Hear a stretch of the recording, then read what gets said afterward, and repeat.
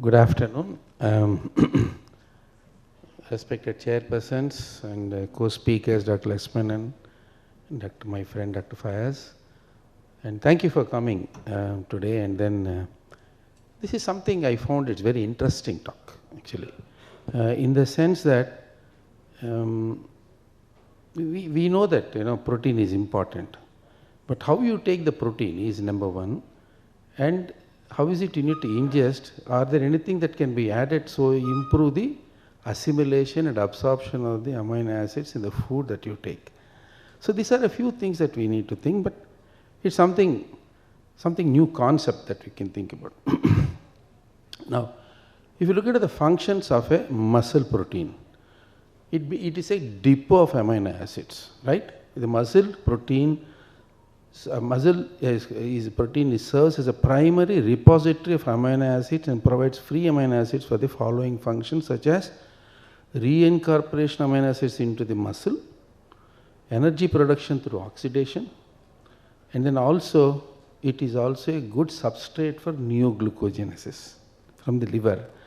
And that is after the, first you can see that the hepatic glucose output comes out only from the glycogen storage, then comes with free fatty acids, and the null point only when the free fatty acid deposits are over in a long starvation, the muscle breakdown, the amino acids will go into the liver and cause the hepatic glucose output.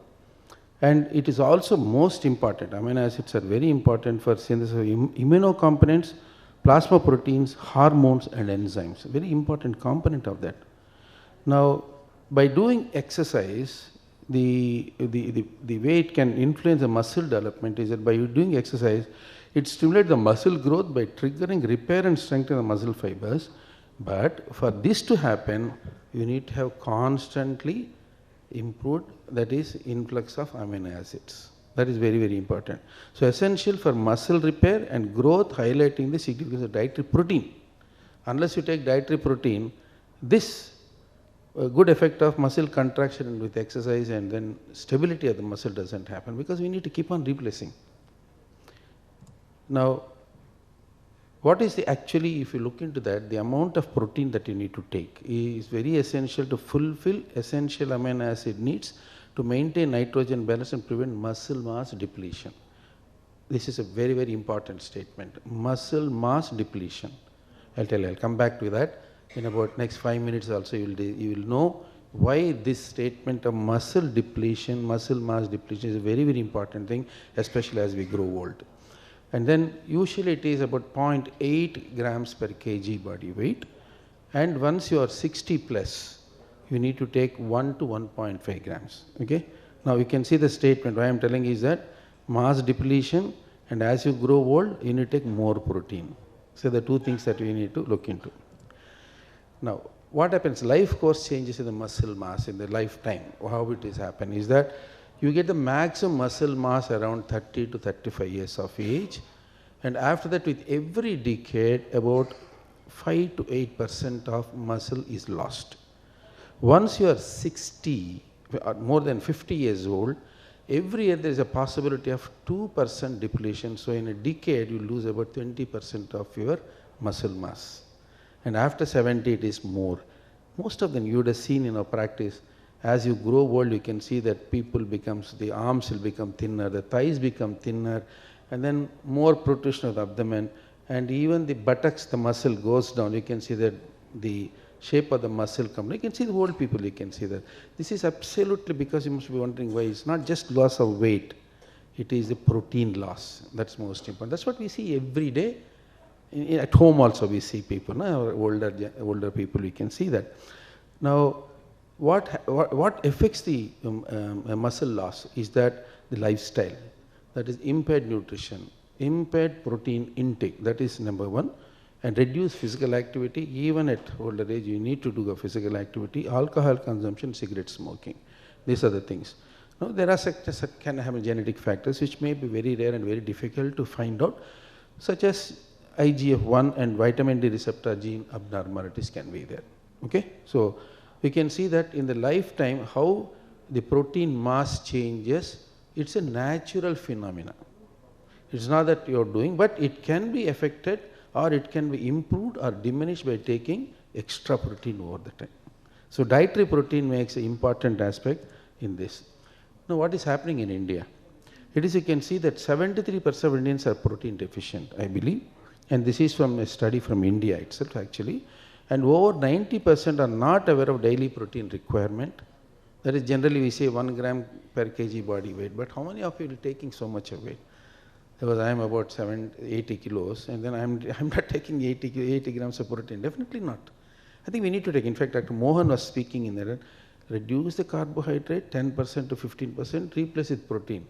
It not only reduces the metabolism, but also it improves the muscle mass. You should understand that. So it improves. Once it improves the muscle mass, what happens? Insulin sensitivity also will improve, isn't it? So skeletal muscle mass, if it improves, it also insulin sensitivity also will improve. 85% of the believe protein consumption leads to weight gain. No, it's the carbohydrates which causes weight gain. And suppose if you have a low protein intake, what happens? Weakness and increased hunger, increased susceptibility to infections, mood and cognitive impairments can happen, muscle atrophy, so that you get proximal muscle weakness where you can't sit down and get up immediately, brittle hair and nails, increased risk of stress fractures. All these things can happen. This is what we see in older people, right? Now, what about the role of nutrients in affecting the muscle health? Is that we know that post age 35, joints undergo degenerative changes due to diminished tissue repair capacity. Optimal musculoskeletal health is very critically dependent on synergetic roles of proteins, calcium, vitamin D in maintaining the structural integrity and functional capability of bones, muscles and joints. So this is very, very important because proteins and amino acids play a crucial role in muscle growth and maintenance of the metabolism and also sustainability of the mass.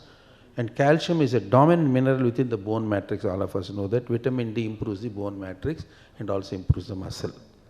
So these are the three components we should not miss in our. But what happens is that most of the patients, we can see it in India, nobody has got normal vitamin D, isn't it? Only those people, that the survey says that those people who work in fields from morning till evening without a shirt, only they have got normal vitamin D. Otherwise, nobody. But that means if you want to have a normal vitamin D from sun, you need to be bare body from 10 to 3. It's not possible, right? So gut wellness and its role in nutrient absorption. Now, gut wellness. So now we talked about protein intake and muscle. How about gut wellness? Is it got any say? We can see that microbiota, when we talk about gut health, we talk about microbiota. And microbiota improves the metabolism, host protection from immune system development and gut muscle access. See this, gut muscle access. So metabolism, synthesis of vitamins and amino acids, you can improve the metabolism. And how does it immune system protection is that it inhibits the growth of pathogenic bacteria. A good microbiota, that is gut microbiota will also reduce the growth of pathogenic bacteria. And also gut muscle access, if you see that, it improves protein digestibility and gut permeability of amino acids. We have a very good gut flora. Now, if you have a gut health in individuals, maintaining the health gut can significantly reduce the occurrence of severity and functional gastrointestinal disorders such as gas, bloating, constipation, which can get altered with the abnormal microbiota. Improving that also will improve, even including constipation. We got evidence to say that. I'll speak to in the next few minutes. Now, when you talk of microbiota, you got two things. That is prebiotics and probiotics, right? There's a difference between these two. Now, we look into that prebiotic. Prebiotics are not microorganisms. It's basically prebiotics are non-digestible oligosaccharides undergo transformation by beneficial colonic microorganisms, that is probiotics. This is prebiotic. Probiotics to potentially offer health benefits to the host, and prebiotics nourish other beneficial bacteria by supporting the growth of reproduction of good microbiota in the gut. So prebiotics are essential to improve the health of probiotics. And these are not microorganisms, this is oligosaccharide. Now, the prebiotic will also improve, like modulation of the probiotics, production of metabolites, and all the benefits that we have spoken so far about the probiotics can be improved with prebiotics. Now, what is probiotic? Prebiotic is oligosaccharide. Probiotic is nothing but a live microorganisms that when administered in adequate amounts provide a health benefit to the host, such as lactobacillus and bifidobacterium, which are beneficial and that are present in the digestive system. And then this will all again improve, like what the prebiotic has done.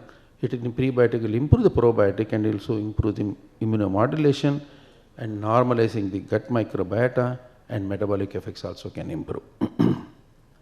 So when you have a prebiotics and probiotics together, right? We have spoken about pre and probiotics. If you have together, they regulate the intestinal microflora, induce host digestive protease and peptidase activity so that the amino acid the protein breakdown into amino acids and absorbed appropriately, and also it reduces the harmful protein fermentation, which is not a good thing for you. Now, when you look into that specifically, certain probiotics and prebiotics can be useful.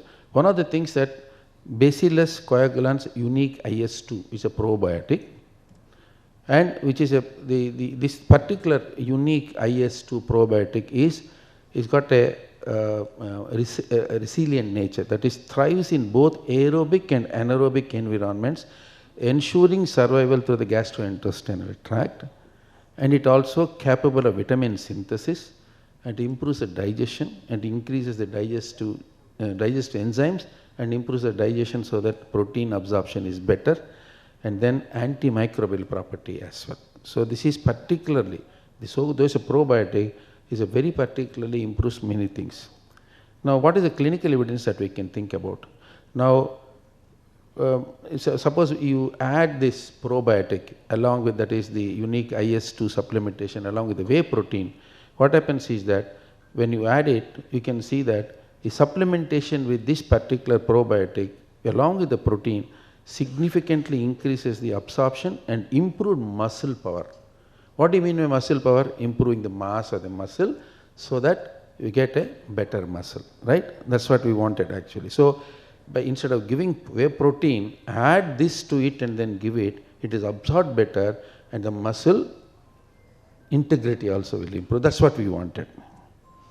And also one more study to say that it's about 100 patients, and then what we have seen that the constipation, very often we see the most important factor what our patients complain.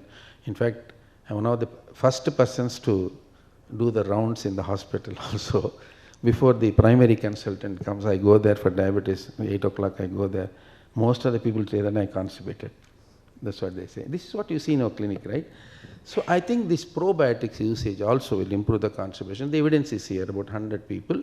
And the Bacillus coagulans unique IS2 demonstrated effectiveness in decreasing the symptoms of constipation, indicating potential as an effective treatment for functional constipation in older people. Now, let us go into the one more that is called as prebiotic, that is oligosaccharides, fructo-oligosaccharide.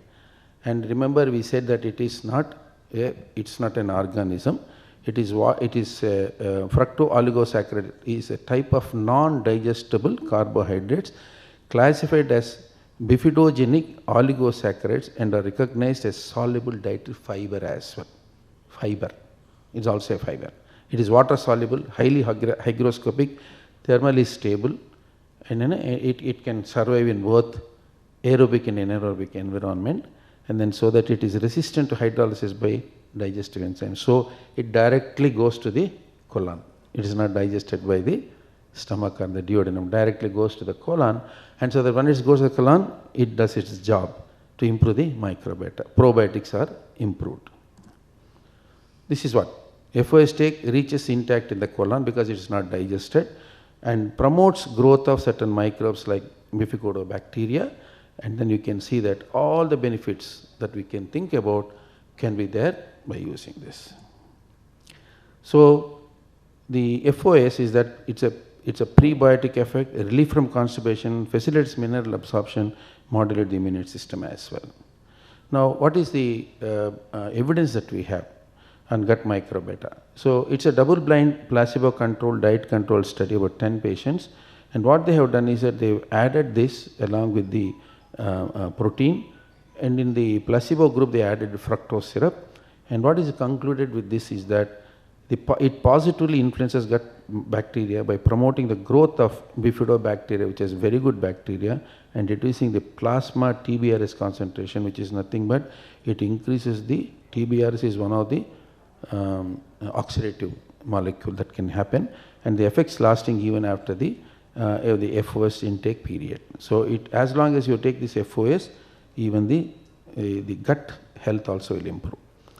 And then this one more study by using this compared to placebo, you could see that on constipation, like the probiotics, that we can say that even a prebiotic can improve the constipation indirectly by improving the probiotics. So friends, let me conclude to say that the muscle loss begin as early as 30 and accelerates significantly due to lifestyle factors like physical inactivity, malnutrition and an unbalanced diet. And the musculoskeletal integrity is very, very important, both metabolically and as well as physically, for you to, it challenges your physical activity, and day-to-day work is also affected. And maintaining the healthy gut microbiota is also important, apart from giving a good protein that you can give. So this is what? High protein, that is once you are more than 60, stop at 0.8, increase to 1.2, 1.5 grams protein every day, if possible, as much as possible. Even 50 to 60 grams protein we hardly take, right? Unless you are a pure non-vegetarian, sometimes you may take that. Otherwise, you usually don't take. No, nobody is a pure non-vegetarian in our country, right? Maybe once a day or sometimes once a week or something like that. So even then, I think we need to, probably is supplementations. They got very good supplementations now. And then those supplementations can be thought of, and then think about this. High protein with pre-probiotic usage can improve the absorption and integrate the muscle, and also the minerals like vitamin D and calcium also can be better absorbed, so that they can have better. So in fact I am doing this actually, and when I am trying to do this in patients, they are happy. And they are coming back and saying the quality of life has improved. They are able to walk better. All this, like when you give SGLT inhibitors in a heart failure, is the day-to-day activity, that is the quality of life, improves so much. Similarly, it is not recognized that easily. I think we let us start thinking something different, and then after 60 in our patients, if we can give high protein, it is going to be beneficial. Thank you for patient hearing.